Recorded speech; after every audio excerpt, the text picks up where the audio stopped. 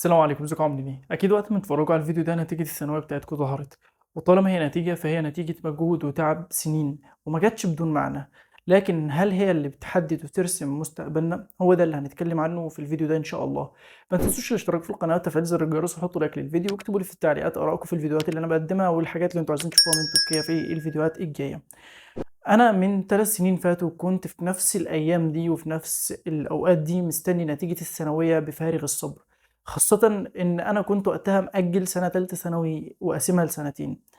وفي النهاية ظهرت نتيجة الثانوية وجبت مجموع 75%، ما دخلنيش التخصص اللي انا كنت عايزه وهو برمجة. فمباشرة فكرت إن خلاص مادام ما قبلتش في مصر ممكن أدور على فرصة تانية في أي مكان تاني، وكان قدامي إن أدرس في تركيا.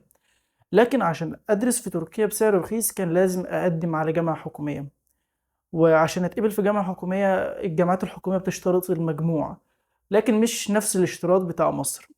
قدمت على هندسة برمجة في تركيا، لكن مع الأسف برضو ما اتقبلتش هندسة برمجة في تركيا واتقبلت هندسة كهرباء وإلكترون، وأنا دلوقتي داخل تالتة هندسة كهرباء وإلكترون، والحمد لله مبسوط جدا بقدر ربنا اللي ربنا كاتبه لي ده. لكن تعالوا نرجع بالزمن ورا كده شوية، وقت ما كنت في مرحلة الثانوية وقتها كنت طالب عادي جدا زي أي طالب، لكن كان في حاجات كده بحب أعملها وحابب إن أنا ممكن أدرسها بعدين. ومن الحاجات دي كان اللي هو الطبخ، وكنت وقتها كمان بفكر ان ممكن اسجل اسمي في معهد للطبخ.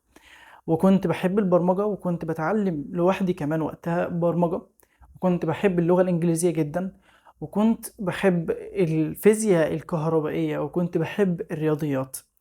ليه بقول لكم الحاجات دي؟ لأن الحاجات دي هي اللي هنبني عليها حاجات تانية بعدين. عشان كده خد بالك كويس جدا انك ما تهواش وما تحبش وما تركزش على حاجة واحدة بس، يا هي يا اما بلاش. لا، خلي عندك اكتر من حاجة انت بتحب تعملها واكتر من حاجة انت حابب انك تدرسها واكتر من حاجة انت بتهواها. وده المنهج كمان اللي انا بطبقه في الشغل، وقت ما بشتغل في الاجازة بشتغل وبتعلم اكتر من شغلانة. والمنهج ده بطبقه لانك لو عايز تبقى صاحب عمل او مدير في شغل لازم تعرف الناس اللي بترأسهم كلهم هم المفروض او لازم يشتغلوا ازاي. فانت لو ما كنتش اشتغلت في كل الشغلانات قبل كده مش هتعرف الناس دي لازم تشتغل ازاي او هتعرف تحركهم ازاي. عشان كده لازم تشتغل في اكتر من شغلانة وتتعلم اكتر من حاجة.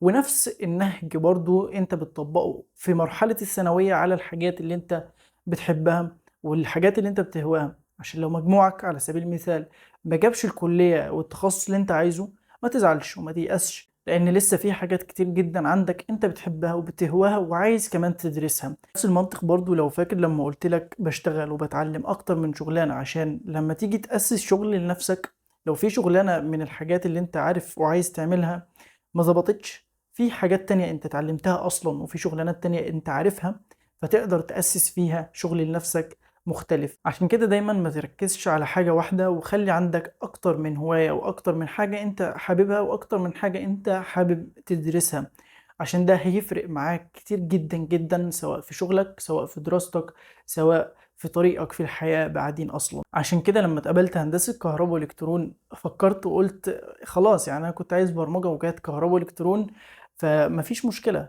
لأن لو انت فاكر انا قلت لك برضو ان بحب الفيزياء الكهربائيه، فكانت كهرباء الكترون قريبه من الفيزياء الكهربائيه وكمان فيها رياضيات، فكان تخصص بالنسبه لي مناسب برضو لحاجه انا بحبها، فكملت فيه والحمد لله دلوقتي مكمل فيه. طيب الحاجات التانية اللي انا كنت عايزها برضو زي مثلا البرمجه والطبخ وكمان اللغه الانجليزيه او مثلا مونتاج الفيديو لان بحب اعمل مونتاج فيديو برضو، طيب هل الحاجات دي كلها سبتها؟ لا سبتهاش. قلت لنفسي وقتها ان طالما انا اتقابلت هندسه كهرباء والكترون مفيش مشكله، برمجه هتعلمها برضو وهكمل فيها لوحدي، ولان اقدر اتعلمها برضو لوحدي لان في الثانويه ما كنتش في جامعه مثلا بدرس في برمجه كنت بتعلمها لوحدي. مثلا عندنا الطبخ فانا مستمر فيه وبتعلم فيه مثلا في كل يوم عن يوم، مثلا مونتاج الفيديو برضو بنفس الطريقه. هكذا حتى لو ما دخلتش في التخصصات او في الحاجات اللي انا بحب اعملها دي كليه مفيش مشكله، لان انا اصلا الحاجات دي بهواها، فانا مستمر في ان اعمل الحاجات دي حتى لو بره الكليه. عشان كده دي النقطه الفاصله في اختيارك التخصص اللي انت هتدخله، وهي انك تقعد مع نفسك تكتشف بس نفسك وتسأل نفسك أسئلة كده، منها تقدر تعرف نفسك أنت بتحب إيه وبتهوى إيه مثلا، وعندها شغف وحب اطلاع وحب لمعرفة إيه مثلًا. وقت ما هتكتشف نفسك ووقت ما هتعرف أنت عايز إيه، وخلّي بالك ما تحاولش برضه لمّا تعرف حاجة واحدة بس خلاص تستقر عندها، لأ، استمر في اكتشاف نفسك في إن أنت تعرف أكتر من حاجة وأكتر من حاجتين وأكتر من 3 حاجات، عشان لو ربنا قدّر إنك ما تدخلش الحاجة الأولانية خالص اللي أنت كنت عايزها، خلاص ما فيش مشكلة، تشوف الحاجة التانية، تشوف الحاجة التالتة، وعلى أساسها برضه ممكن تحط الرغبات بتاعتك في التنسيق بتاعك. فاقعد مع نفسك بس كده قعدة حلوة، تمام، وراجع نفسك، اسأل نفسك، افهم نفسك، عشان ترتاح في اختيار رغباتك للكلية اللي عايز تدخلها. وخد بالك كويس جدًا إن مش دايمًا الحاجة اللي إحنا بنكون عايزينها أو مُصرين عليها اعتقادًا مننا إن هي سفينة النجاة بتكون هي فعلًا سفينة النجاة. بالعكس، ممكن تكون سفينة الغرق. وما تنساش إن إحنا ما علينا إلا المحاولة والسعي والنتيجة من عند ربنا. ولو ما كانش ليك فرصة في المكان اللي أنت فيه أكيد ليك فرصة في مكان تاني، لكن كل اللي عليك إن أنت تعمله إنك تستمر في المحاولة وتستمر في السعي، واعلم إن لو ربنا كتب لك كلية أو تخصص أنت ما كنتش عايزه فهو خير ليك.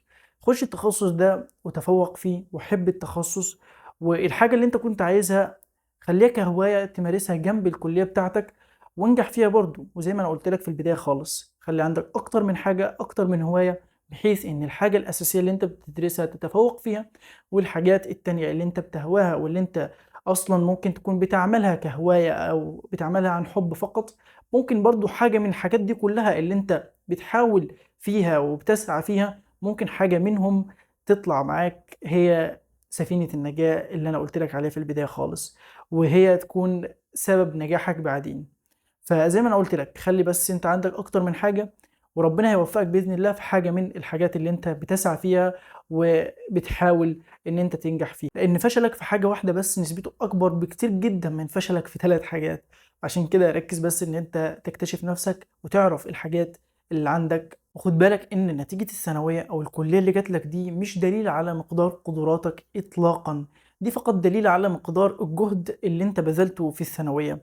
وعلى مقدار الجهد اللي أنت بذلته ده حصلت النتيجة اللي جات لك.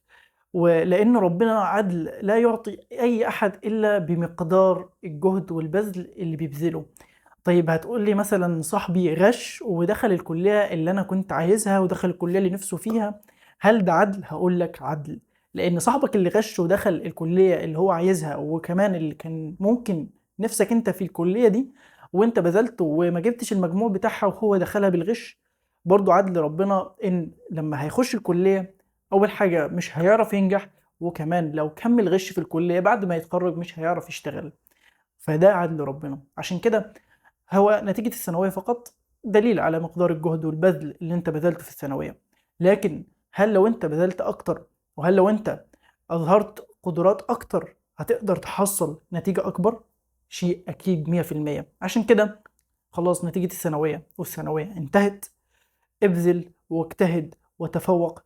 ولو عايزني أقدّم لك على الجامعات الحكومية التركية هنا وأساعدك بإذن الله في الترجمة والتوثيق والتقديم لحد ما توصل تركيا إن شاء الله، تواصل معايا على رقم الواتساب في وصف الفيديو، رقم الواتساب اللي هيظهر قدّامك على الشاشة هنا، ونبدأ رحلة الدراسة والتقديم في تركيا، وتحاول إن شاء الله تكون فرصة تانية ليك إنك تدخل التخصص اللي أنت عايزه، لو ما كانش في المكان اللي أنت فيه أكيد في مكان تاني إن شاء الله. لو عايزني أقدّم لك تواصل معايا على طول بإذن الله، وإن شاء الله أقدر أساعدك تحصّل الكلية اللي أنت عايزها. وما تنسوش الاشتراك في القناة وتفعيل زر الجرس وحطوا لايك للفيديو، واكتبوا لي في التعليقات الحاجات اللي أنتم عايزين تشوفوها من تركيا في الفيديوهات الجاية، وأشوفكم في فيديو جديد، والسلام عليكم ورحمة الله وبركاته.